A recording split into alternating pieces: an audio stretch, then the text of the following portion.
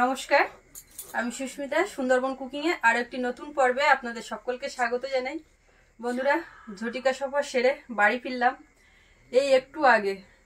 এখন প্রায় রাত্রি 9টা বাজে। তো আমরা 8টার দিকে ফিরেছি। পিয়ালির থেকে বের হয়েছি, ওখান থেকে 12টা 5-এর ট্রেনে। তো ওখান থেকে আস্তে আস্তে পথেও কিন্তু সৌরভের বাবার দরকার ছিল। ক্যানিং এর ওখানে প্রায় 3 ঘন্টার মতো ও দেরি করেছে। আর আমি ওখান থেকে এসে আমাদের গদখালির ওখানে বসে আছি। ওই সময়টা প্রায় 3 ঘন্টা 3.5 ঘন্টা আমি ওখানে বসে আছি। ও বাড়িতে কিছু শীতের পোশাক পরিচ্ছদ ছিল, তো সেগুলো নিয়ে আসলাম। আর ব্যাগ মোটামুটি 4-5খানা। এবার সেগুলো নিয়ে তো আমি একা আসতে পারছি না, ও না আসা পর্যন্ত। বাসে করে এসে মোটামুটি গদখালি এসে আটকে আছি। আর সেইখান থেকে ফিরতে ফিরতে মোটামুটি এই 8টা বাজলো, বাড়ি আসলাম। তো খুব ক্লান্ত। আর আজকে রান্না বান্না মাই করছে, ডিম আলু রান্না হচ্ছে ওদিকে। লঙ্কাগুলো কেটে নিচ্ছি আর রান্নাটা আমি করছি। ওরা আজকে খুব কষ্ট করে আইয়েছে, সারাদিন পথে খুব কষ্ট হয়েছে। সৌরভ একটা খুশির খবর দেবে বলে সাইকেল এনেছে। ওটা অনেকক্ষণ দিয়ে বলছে, শুধু বলছে সাইকেলটা দেখাতে হবে, সাইকেলটা দেখাতে হবে। আমি বলবো না, সাইকেল তো এখন ওই কামরা ঘরে, সাইকেল আর ও এখন রাত্রে দেখা যাবে না। দিনের বেলায় খুব ভালো করে তুমি পুজো করবো তখন সাইকেলের আবার পুজো দিতে হবে। পুজো দিবি? ঠিক বলেছ তো, তা ঠিকই তো বলেছে। ওর বাবার বাইক আসলো তখন পুজো দিল, আর সাইকেল আসলো পুজো দিলাম মতো, সেই জন্যই তো এই কথাটা বলেছে। বা পুজো হবে কালকে, পুজো দেওয়ার পরে চালাবে আর তারপরে দেখাবে। আর সাইকেলের কোনটা কি বলে আমি তো অত সব জানি না, তুমি ভালো করে বলবে। আর সাইকেল কেমন হয়েছে, কোনটারে কি বলে, কিরকম এনেছে, সবটা গুছিয়ে তুমি বলবে। এখন শুধু সাইকেল এনেছে, এই খবরটা দিয়েছে, ব্যাস। খুব খুশি।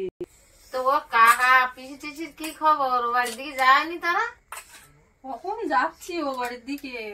একদিন মাত্র থাকলাম, গেলাম যেদিন, সেদিন তো সারাদিন ভোর সন্ধ্যাবেলা গিয়ে উঠলাম। পরের দিন বাড়ির কাজকর্ম, আর ওই দিনটা থাকলাম, ফের আজকে চলে আসলাম। মানে মাঝখানে একদিন।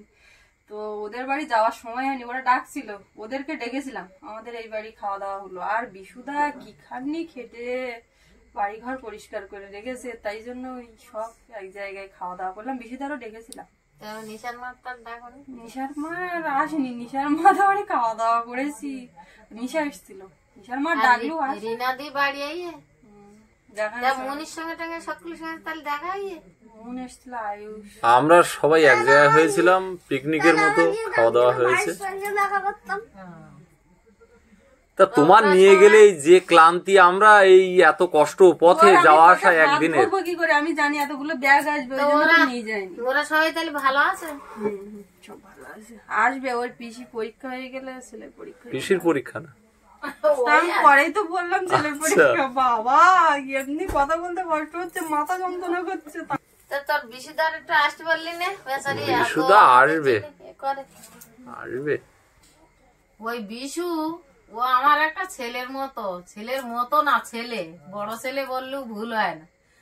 তা ও যখন পলাশ ওখানে জায়গা কেনে তখনও ও হেল্প করেছিল, আবার ঘর বাঁধার সময়ও অনেক হেল্প করেছে। কারণ আমাকে তো তখন আর্থিক অবস্থা খুব একটা ভালো ছিল না। আরো একটা কথা বিশুদা, মানে আমাদের যখন মানে সুন্দরবন কুকিং নতুন শুরু হয়, তখন এমন পরিস্থিতি যে আজকে যে ভিডিওটা বানাবো, একটা রেসিপি করতে যদি 50 টাকা খরচ হয়, তো সেই খরচটা করার মতন মানে সক্ষমতা ছিল না। আজকে একটা করে কালকে ভাবতাম কি করব, কোথার থেকে আনবো। ওই লকডাউনের মধ্যেই মোটামুটি সৌরভের বাবার কাজকর্ম চলে গেছে, যে কারণে ওই রকম পরিস্থিতি। সৌরভ তো ছোট, তো ওর যে খাবার দাবার কেনা সেগুলোও ঠিক মতো কেনা যাচ্ছে না, এরকম একটা পরিস্থিতি। তো বিশুদা মাছ ব্যবসা করে। এবারে ও মাছ বিক্রি করতে যায় কলকাতার দিকে, ওদিকে গড়িয়া, নরেন্দ্রপুর, ওদিকে কোথায় দেয় মাছটা দিয়ে। মাছের মাথা, লেজা যেগুলো আর কি বিক্রি হয় না বা থাকে, আর এমনিতেই মাছ শাক করে মোটামুটি সবসময় দিত। তো ওই মাছের মাথার উপরে অনেকগুলোই রেসিপি আছে সুন্দরবন কুকিং এ প্রথম দিককার। তো এমনিতে শুধু ওই মাছ দেওয়া বলে না, সমস্ত বিষয়ে সবসময়ই পাশে থেকেছে। মাঝখানে একদিন ওই বিশুদা হরলিক্স কিনে পাঠিয়েছি। এবার সৌরভের বাবা বলছে এসব দিচ্ছিস কেন কিনে? বলে তোকে দিচ্ছি, আমি আমার আরেকটা ছেলেকে দিচ্ছি। তো খুব ভালোবাসে, আমার ছেলেকেও খুব ভালোবাসে। তো বিশুদার কাছে আমরা সত্যি খুব কৃতজ্ঞ একদম। আরো একটা কথা, আমাদের চ্যানেল যখন মনিটাইজেশন হয়ে যায় তখন ব্যাংক অ্যাকাউন্ট লিংক করার ব্যাপার থাকে। তো অ্যাকাউন্ট খুলতে গেলে যে টাকার প্রয়োজন সেটাও ছিল না, অ্যাকাউন্টটা খুলবো। তো বিশুদা বলছে তোরা চিন্তা করছিস কেন, আমি তো আছি বলে ওই দাদাই 10,000 টাকা দিল, দিয়ে ব্যাংকের মানে অ্যাকাউন্টটা খুললাম। তো আজকে চলে আসছি। বিশুদা তো কালকে এসেছিল, গতকাল আপনারা সুন্দরবন কুকিং এ দেখেছিলেন যে ও আমাদের বাড়িতে এসেছিল, খাওয়া দাওয়া করে গেছে। এবার আজকে সকালবেলা আমরা বেরোনোর আগে ও আসতে দেবে না, বৌদিও সেরকম মানে সকালবেলায় চলে এসছে, বলে আমাকে বলছে, বলে তোমার দিদি বলছে যে বাড়িতে একটা 3-4 কিলো মুরগি কেনা আছে, তো ওইটা তোমরা গেলে খাওয়া দাওয়া হবে। আর কি গুড়জালি মাছ না কি, ও তো মাছ ব্যবসা করে, নানা রকম মাছ। তো বলে বাড়িতে আছে, তোমরা আজকে থেকে যাও।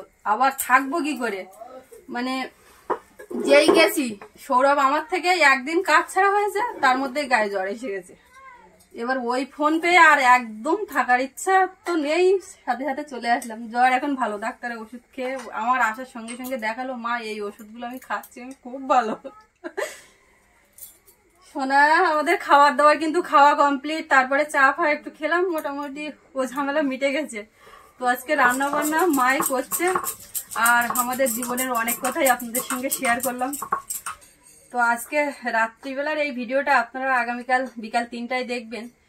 তো আজকে অনেকেই ফোন করছেন, কিন্তু ফোনটা আমরা রিসিভ করতে পারছি না, কারণ পথে আসলাম তখনও ধরতে পারিনি, আর এখন তো এই ব্যস্ততা। তো তার জন্য আমরা ভীষণভাবে দুঃখিত ফোনগুলো রিসিভ করতে পারলাম না বলে।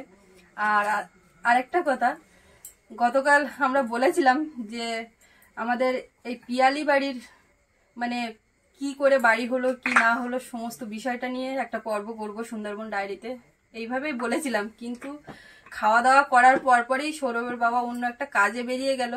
আর তাছাড়া ওখানে কার্তিক পূজা হচ্ছিল, চারিদিকে এত মাইক বাজছিল, সুন্দরবন কুকিং এর ওই রান্না বান্না খাওয়া দাওয়ার পর্বটাও এত সমস্যার মধ্যে করতে হয়েছে, যে কারণে ডায়েরির পর্বটা আর করতে পারিনি। কারণ ওই মাইক বাজতে থাকলে কথা ঠিক মতো বলা যায় না, ওই পরে ভয়েস বসাতে হয়, সেটা ভিডিওটা ঠিক যেন ভালো হয় না, যে কারণে আর করা হয়নি। সাইকেল কালকে নিচ্ছি, সাইকেল কালকে দেখাবো বাবা, যাবে না।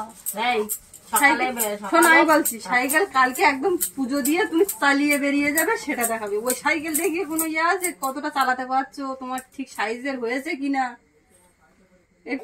কখন চালাবো, তোমরা তো সকাল সকাল আসতে পারো।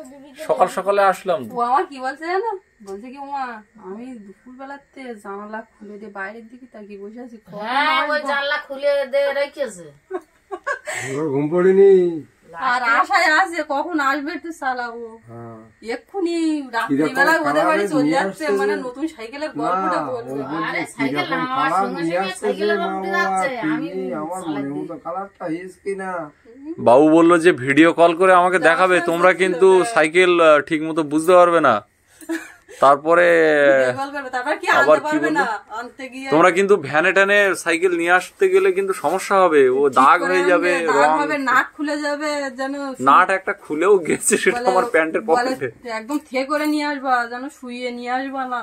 তোর সাইকেল আনতে গিয়ে আমার ঘাড় ব্যথা হয়ে গেছে, উঁচু করে ধরে জটিরামপুরের থেকে একটা পা ভ্যানে করে আমি সাইকেলটা মানে ধরে বসে নিয়ে এসছি সোজা করে, আর ওর বাবা ওই সাইকেল না বাইক নিয়ে চলে এসছে। সাইকেল ছিল জটিরামপুর। হ্যাঁ, একটু তেল দিয়ে দিচ্ছি,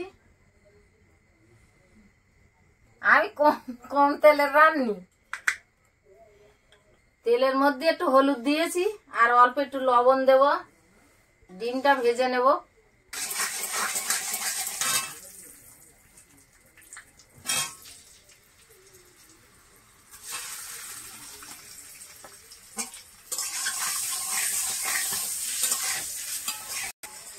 পিয়ালি স্টেশনে এসেও 1 ঘন্টা বসে থাকলাম, আসলাম কোন রকমে, আর সাথে সাথে গাড়িটা বেরিয়ে গেল। যাওয়ার সময় যে কেসটা হলো সেই রকম, পিয়ালি আরো কিছুক্ষণ থাকার জন্য ওই গাড়িটা বেরিয়ে গেছে। থেকে কি করবো, পিয়ালিতে বড় রাস মেলা হচ্ছে, কিন্তু মেলার ভিতরে ঢোকাও হয়নি, একদম সময় নেই। ওখানে কিছু ওঠে না, ওইখানে অনেক কিছু ওঠে কারেন্টের। বাবু গত বছর রাস মেলার সময় ছিল ওখানে না? ছিল, কিন্তু হয়েছিল লকডাউনে পর পর। হ্যাঁ, লকডাউনে তো রাসমেলা হয়নি না, গতবারে হয়েছিল ছোট করে কদিন অল্প করে। ছোট করে। ওটার কথা বলেছিলাম বাবা উঠাই, বাবা একটু ভয় পায় যে ছেলেকে কোথাও তুলে দিলে কোনো সমস্যা হয়, যদি আমি তোমার এখানে নাগরদোলা চড়ালাম, বাবা হলে চড়াতো? তুমি বসেছিলাম, বাবা তো দেখলো। দেখলো কেন? মা আছে সাথে, তোমাকে একা তুলে দেবে? তাই বলো। একা তুলতেও ছিলাম, সেটা তো আমার জন্য, বাবা তুলে দেবে? আমার সঙ্গে যে তো সেই তোর সাইকেল আমার যে তুলে চালাতে পারি, তাহলে আমাকে সুবিধা হবে চাকাতি যাওয়া। বাবু ঠাকুরদা কিন্তু সাইকেল চালাতে পারে না, তাই না? না একটু শিখিয়ে দেবে তো। ডিমটা ভাজা হয়ে গেছে, মাথা টাথা যেন ঝিনঝিন করছে, এখনো গাড়ির দোলা দুলছে যেন এরকম, আর হাতটার যন্ত্রণা করছে। পেঁয়াজ কুচি দিয়ে দিচ্ছি,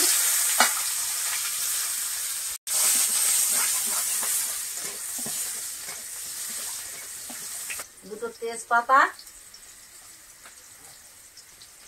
একটু আদা রসুন বাটা।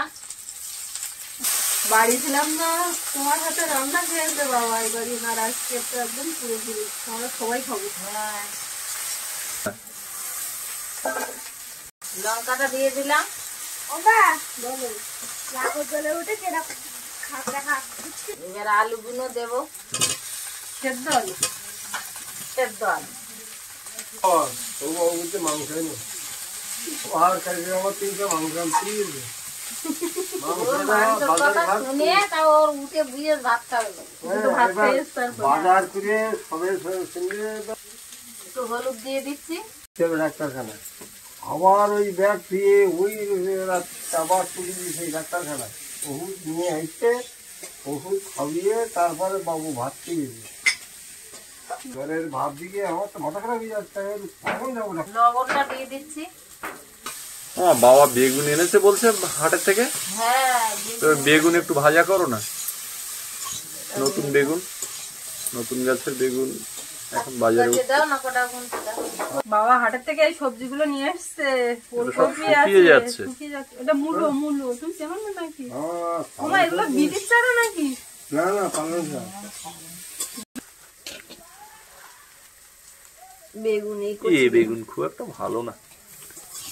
কচি কচি দেখে কোথায় জলটা দিয়ে দিচ্ছি, লম্বা বেগুন লম্বা লম্বা করে কেটে দিচ্ছি। বেগুনটা মোটামুটি ভালো, খুব ভালো না খুব খারাপ না। তরকারিটা ফুটে উঠেছে, এবার ডিমগুলো দিয়ে দেবো, ভাজা ডিম, জিরে মরিচ বাটাটাও দিয়ে দেবো। বাহ, খুব স্টাইল করে তুললেন, কিচ্ছু নেই। বেগুন ভাজা তাহলে খাবে? খাওয়ার ইচ্ছা আছে, আমি একা খাবো না, তোমাকেও দেবো। তোমার ইচ্ছাতেই সকলের খাওয়া হচ্ছে, ওই একজন খেতে চাইলে সবাই খাওয়াই হয়। ও মা, ডিমের ঝোল আর কত মা, কি খিদে লেগে গেল। সেই এই তো হয়ে গেছে, এই গরম মশলাটা দিলেই হয়ে যাবে। দেওয়া দিন সেই 1 টাকার কথা গরম মশলা দিতে একবার বাটা গরম মশলা দিতে একটু দেরি হয়। বেগুন কটা ভাজতে হবে, খাবে বললো বলা একটুখানি দেরি গরম। সব কটা লম্বা করবো ভাবলাম, কিন্তু পোকার কারণে ছোট ছোট পিস হয়ে গেছে। ওমা কাজ করো, বলো। থালাটা সোজা করে বসো। তুমি যতক্ষণ ভাত খাবা খাবে ততক্ষণ পাকা ধরে দিয়ে রাখো। কি বেগুন তাতে ভাজা হয়ে যাবে? হ্যাঁ, এ তো সেই লাইট, ও জ্বালিয়ে রাখো, গোপাল ভাঁড়ের গল্পের মতো হয়ে যাচ্ছে বাবু। লাইটের দিকে তাকিয়ে থাকো, গা গরম হয়ে যাবে। ডিমের ঝোল দেখেই তো খেতে ইচ্ছে করছে। আমি ভাত বাড়ছি মা, বাড়তে যাবো। ঠিক আছে? ভাত বেড়ে খেতে বসে গেছি। আমার এখনো বেগুন ভাজা উনুনের উপরে, আর সোনা তো বেগুন ভাজা খাবে না বললো, ডিম দিয়ে খেতে বসে গেছে। যা হয়েছে দাও না। তুমি কি কাঁচা বেগুন ভাজা খাবা? বেগুন ভাজাটা একটু কায়দা করে পুড়িয়ে দেই। অত কায়দার দরকার নেই, এখন দুটো পেটে দুটো গালি মাছ দিয়ে দেওয়া জানি। খাও আর চলো দেখি।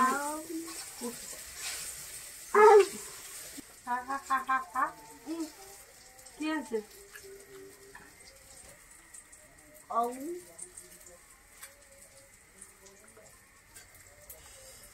আর কি গরম।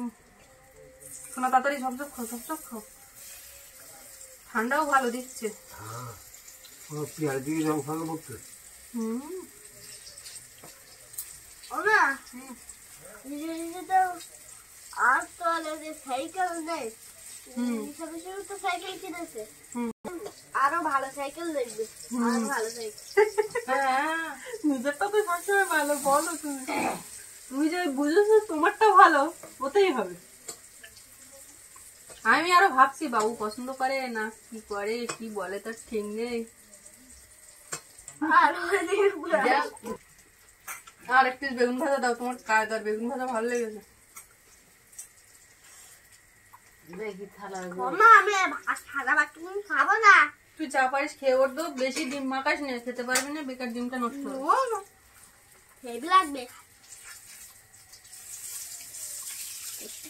ও মা তুমি ওরকম এবার বসো না, তোমরা খাইয়ে নাও, আমি পরে বসছি। পাগল আর আমি একসঙ্গে খাবো। তোমার পাগল টাগল খাও, একসঙ্গে বসো। তোমার পাগলেরও খুব খিদে লেগেছে। তা সে আমি ওর দিচ্ছি ভাত দিয়ে, তারপর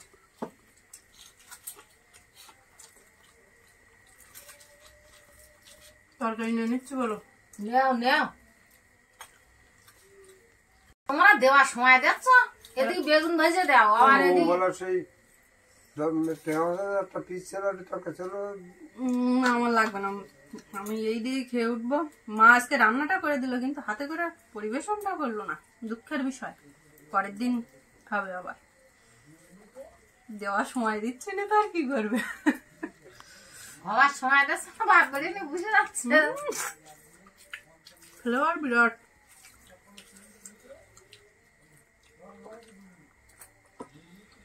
মা এই আলু, এই বীজ আলু বসিয়ে মাছের সাথে সব আলু লাগেনি। না না, ওই কটা ছিল, আর এই সাইডে একটুখানি জায়গা দিয়েছে চন্দ্রমুখী দেবো বলে, আর বাবু কিন্তু আলু বসিয়েছে। তো আমার ছেলে বসাবে না, আমি তো জানি। ভালো বসিয়েছ তো, কোন লাইন তোমার মনে আছে সেটা কিন্তু তুমি তুলবে। এবার খেয়ে নাও।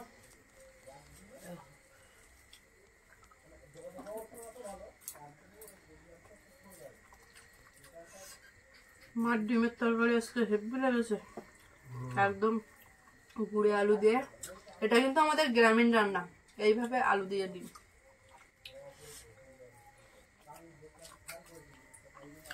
একটু কাশ্মীরি লঙ্কার গুঁড়ো দেওনি কেন?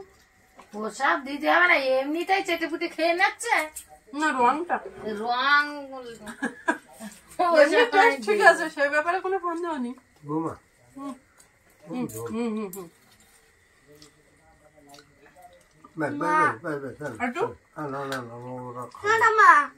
মা কাশ্মীরি লঙ্কা দিতে বললো, কেন তরকারি বেশি করে কালার না হলে লোকের তো জিভে জল আসবে না। পাগল নাকি? পাগল ওরকম বলতে আছে? ভালো লাগা পরে, আগে তো দেখতে ভালো হবে। আগে তো দেখতে ভালো হবে বাবা, সব বুঝে গেছে। ভালো লাগা পরে, আগে দেখতে ভালো। আমার কি বলতে জানো, বলছিস কি একটা মানুষ দুটো দুটো কাজ করতে পারে না? পারে, তুমি যদি বিয়ে করলে 2-8টা মানুষের নিয়ে আমার দুটো করে দিতে পারো, কিন্তু তুমি একা কেন, কেন দুজন হতে পারো না? আচ্ছা কি করে দুজন হবো? তাহলে একটা বউ হয়ে যাবে। বাবা দম্বর খেয়ে নিলাম, আর কে যে এমন নাম করছে তো কি জানি। দিদি বাড়ি গিয়ে হাতে তোমার কথা বলতে হবে। তো আজকে ভিডিওটাও কিন্তু তড়িঘড়ি হলো, আর রান্না বান্নাও খুব তাড়াতাড়ি করে, তাড়াহুড়োর মধ্যে হলো, আর খাওয়া দাওয়া সব তাড়াহুড়ো কথা বলছি তাড়াহুড়ো করে। তো পর্বটা শেষ করছি। সম্পূর্ণ পর্বটা আপনাদের কেমন লাগলো কমেন্টে জানাবেন, আর ভালো লাগলে অবশ্যই একটি লাইক করবেন, শেয়ার করবেন, আর অবশ্যই চ্যানেলটি সাবস্ক্রাইব করবেন। তো সকলে ভালো থাকবেন, দেখা হচ্ছে আগামীকাল। আর এতক্ষণ সাথে থাকার জন্য সকলকে অনেক অনেক ধন্যবাদ। শুভরাত্রি।